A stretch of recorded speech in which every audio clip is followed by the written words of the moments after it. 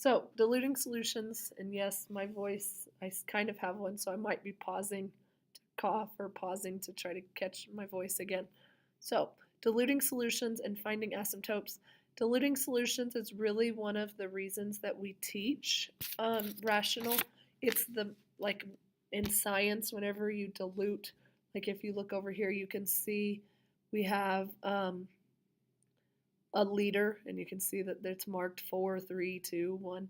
So we have a liter of solution, and it says 20% of that solution, or of that saltwater solution, is salt.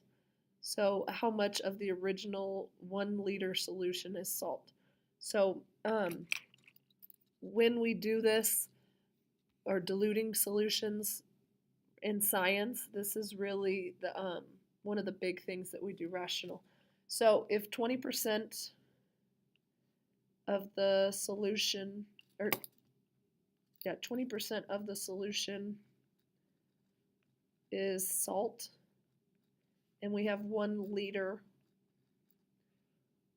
of solution, so 20% of the 1 liter, and so it's asking how much salt there is.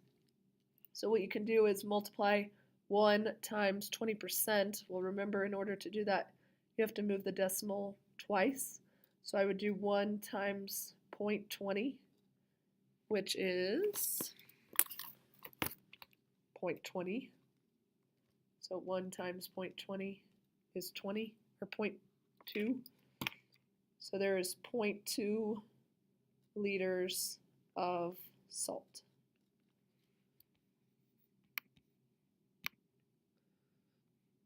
So you can see that there's 0.2 salt. The whole solution is 1, so the salt concentration is 0.20.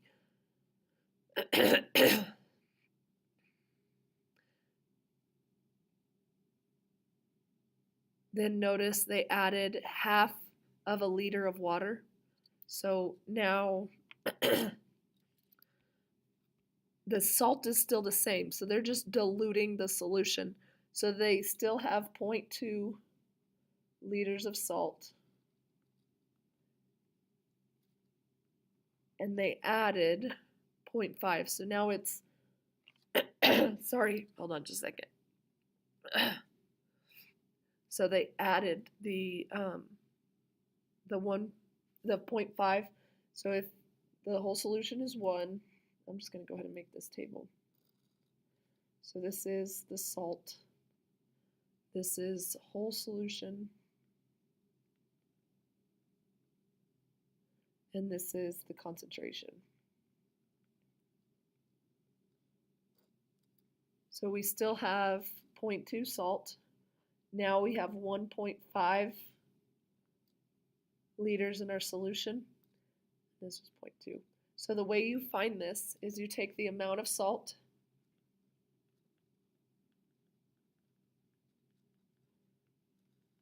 and divide by the total solution. So in this case, I would do 0.2 divided by 1.5.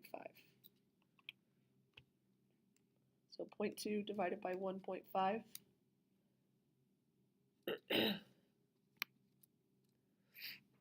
So that's where they got that from, which is 0.13, just like our calculator told us. Okay. Now they're going to add another half of a liter to the solution. So now there will be 2 whole liters in the solution. So you would do 0.2 divided by 2, which is 0.10.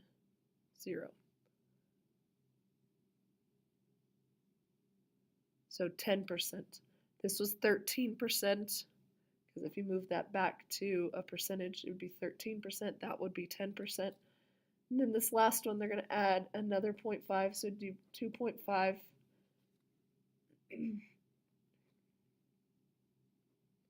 This one's 0.2 divided by 2.5.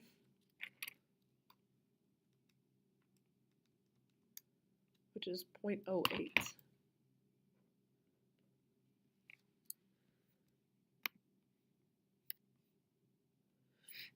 Okay. And then you could keep going. So 0.2 out of 3 is 0.067, or pretty much 7%. Just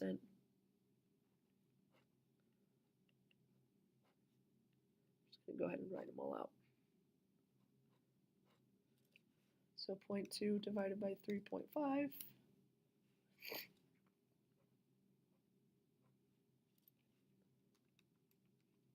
Oops. It's 0.05. Oh, you couldn't even see it, sorry. So that's how you can find the concentration or the percentage of the concentration. So notice we took the amount of salt and divided by the total solution. So this is what the graph would look like. Remember these rational functions, they look like this. Yes, they have this other portion over here, but we can't have a negative amount of salt in a solution. We can't have a negative amount of salt. So your domain would have to be when x is greater than or equal to 0. So you couldn't start on the axis until after, like so over here, you couldn't start till 0. Okay, now if we're looking for x, like remember whenever we're writing our equation that represents this, if I do 0.2, and then notice they have the water added. Well, the water added, notice it started at 0.5, 0.1. Since there was already 1 liter of solution already, you're going to see that it's x plus 1. It's x, x plus the original amount.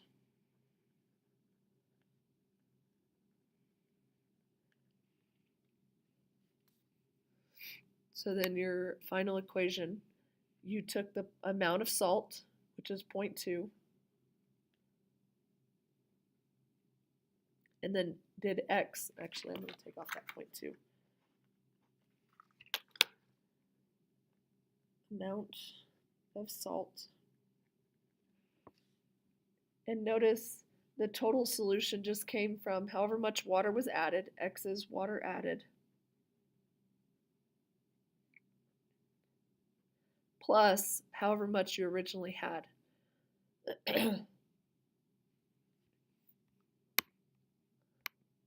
And that's how you found the concentration.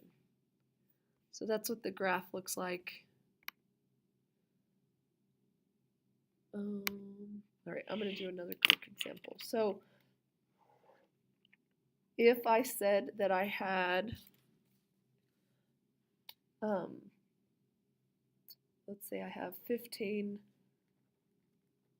milliliters. Hold on. Okay, sorry. If I had 15 milliliters of solution and I had 0.25 salt, not 0.25, I'm sorry, 25%, which will end up being 0.25. But your problems are going to be written as a percentage.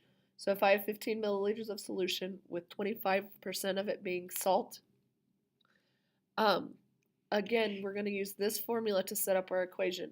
So the amount of salt or amount of whatever, like if I would have called this acidic solution or whatever, you're going to take the amount of salt. In this case, it was 0.2 because it was 20%. But this one, we need to multiply 15 times 0.25. So I'm going to move the decimal. So I'm going to do 15 times the percentage. So 15 times 0.25. So there was 3.75 milliliters of salt.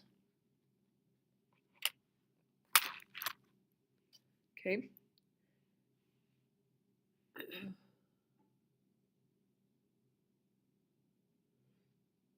So then for our equation, the amount of salt is going to be 3.75 divided by, so the amount that we have, divided by x plus the original amount. Well, the original amount was 15, so I'm going to do x plus 15. And that is my equation that would model this situation. So if you type it in, y equals, remember top divided by bottom, make sure you put parentheses around the stuff on the bottom. And then hit graph. Remember, we wouldn't have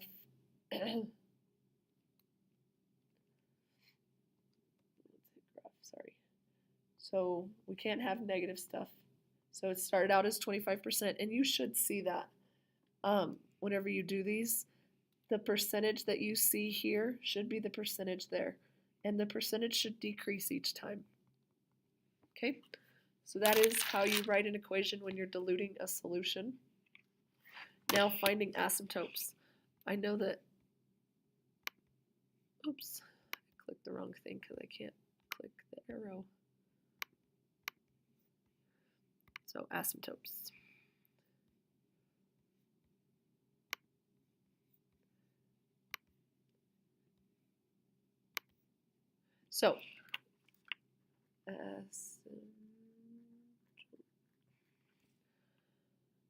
So if I have the equation 3x plus 8 over x plus 2. And if you notice, when it's in transformation form, 2x plus 2 and plus 3, we know that this 2 moved the asymptote left 2, because that's h, and then up 3.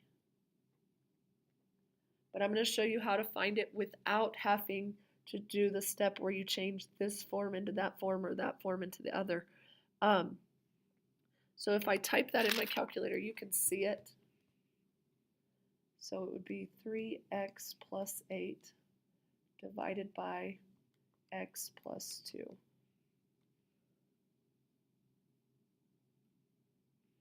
So notice we said left 2, 1, 2, and up 3. You can also look at the graph or the table, and it'll tell you error where there's the vertical asymptote. Okay, so in order to find this, the asymptote, remember, you cannot divide by a 0. So the asymptote on this one is whenever the bottom is equal to 0. So the asymptote is when the denominator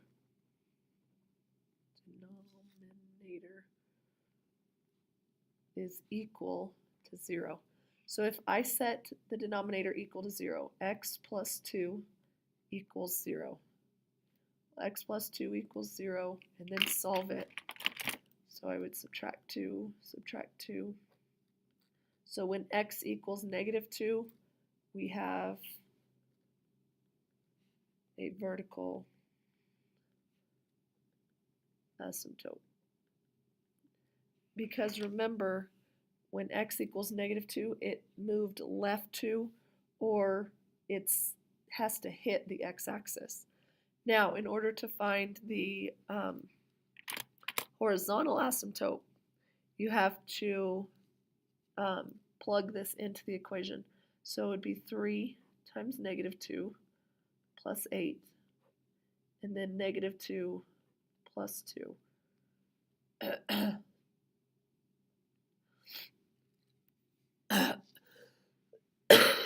Okay, I'm sorry, I set that up wrong. So to find the horizontal asymptote, to find the horizontal asymptote, you take that original equation,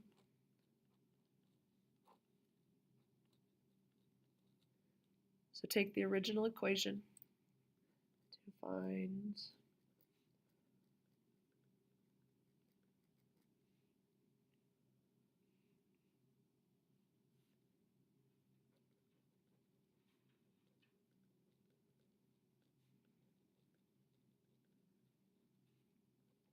and divide the coefficients of the variables.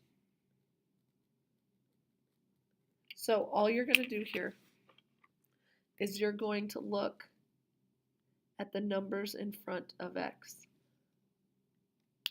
So if we have one, that's 1x, so you're going to do 3 divided by 1 equals 3. And remember, we said that this moved up 3, so that's where the horizontal asymptote was. So our horizontal asymptote is at 3. We don't care about the 8 and the 2. All you care about is that the 3 divided by 1 gives you 3.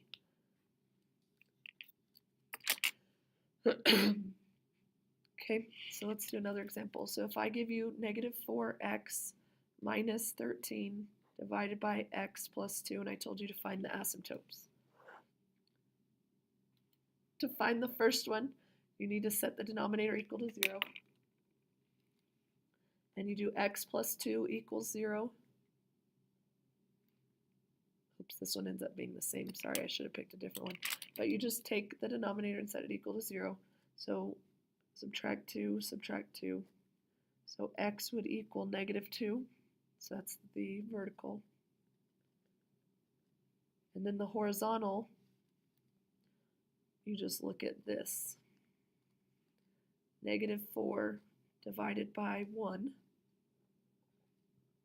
equals negative 4 is our horizontal.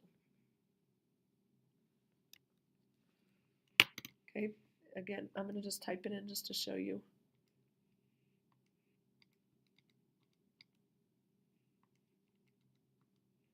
Oops, I forgot the first parentheses. And then I'm going to hit graph.